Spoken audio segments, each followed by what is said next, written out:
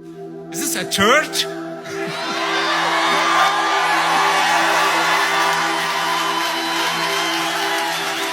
Pesan Mossab Hasan Yosef, sang anak pendiri Hamas, untuk gereja. I guess we are at war. And this is what happens during war.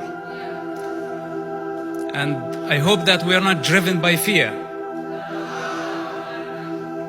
Also, I hope that we are not driven by anger.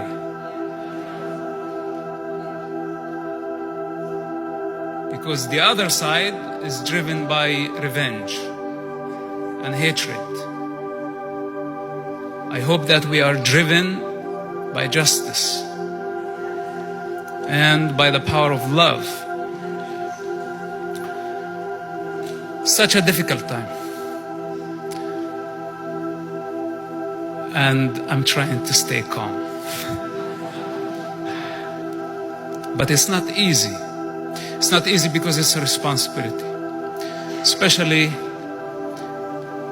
for a person like myself. I have lived so many sides of this conflict. I was born in Islam, like many of you know.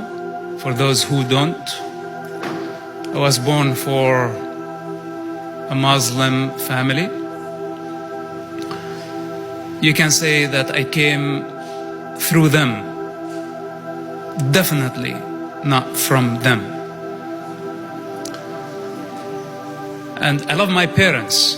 I honor my parents, and I will honor them until the last day, until the last breath, regardless where they stand or what they do.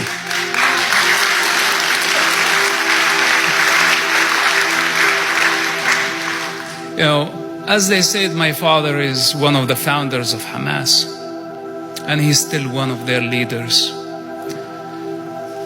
How could I say yes to a suicide bomber going into a university, bus, market, beach, blowing himself up and killing all type of people?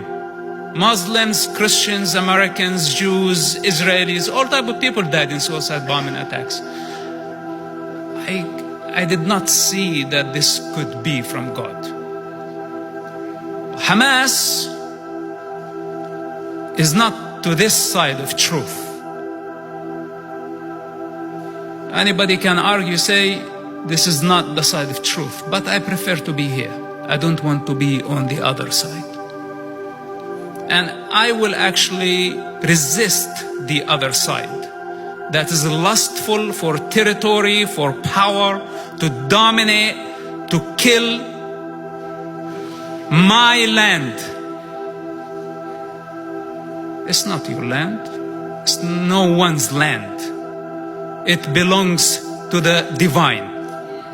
This is why tonight I accept to speak to a church. This is the first time actually in many years I speak to a church.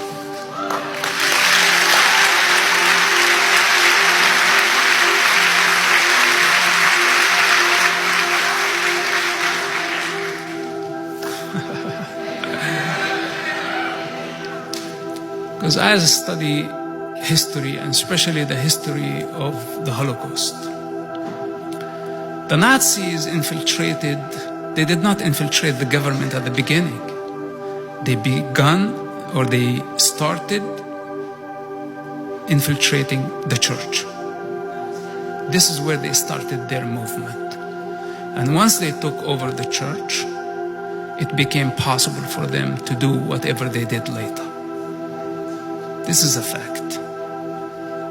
So today when I look at the United States, and I know that the church, regardless of many different denominations, many different point of views, and there is so much talk, but I'm not seeing action. And there is lots of talk about truth, but I am not seeing the truth. So the time has come, in my opinion, for the church to rise.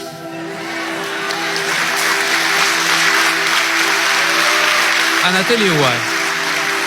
Hence, The role of the church, especially in the United States, is significant at this stage of this conflict. We have a very deadly enemy. They're very dangerous. They're brutal. And they're out for destruction.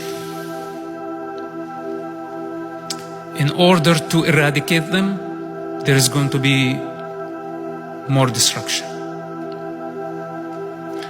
And I know it's very hard, because sometimes there is no way to achieve peace but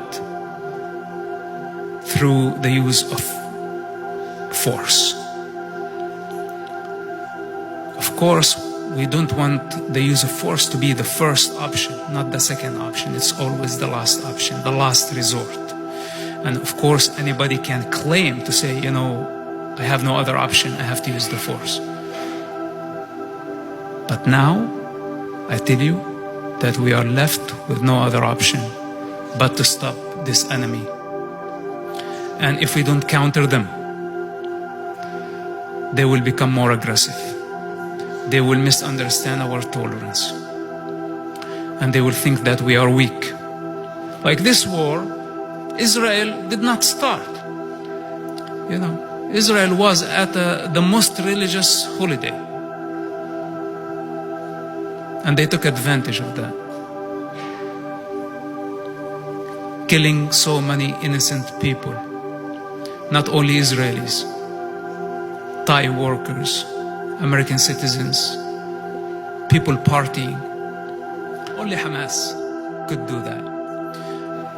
Israel in the Middle East represents order. It's not a perfect country. Hamas represents chaos. If I had to choose between imperfect country, political entity, or chaos, for myself, for my neighbor, for my friends, for my children, I choose a place where there is order. Not a place where there is absolute control of power, driven by hatred and human delusion. Hence, we say no to Hamas. That's not an option. Has nothing to do, that this is Christian, this is Jewish versus Muslim. Even though Hamas is rooted in Islam.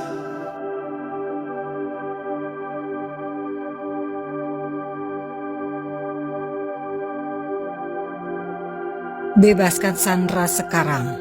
Salam damai dari Fakta Israel.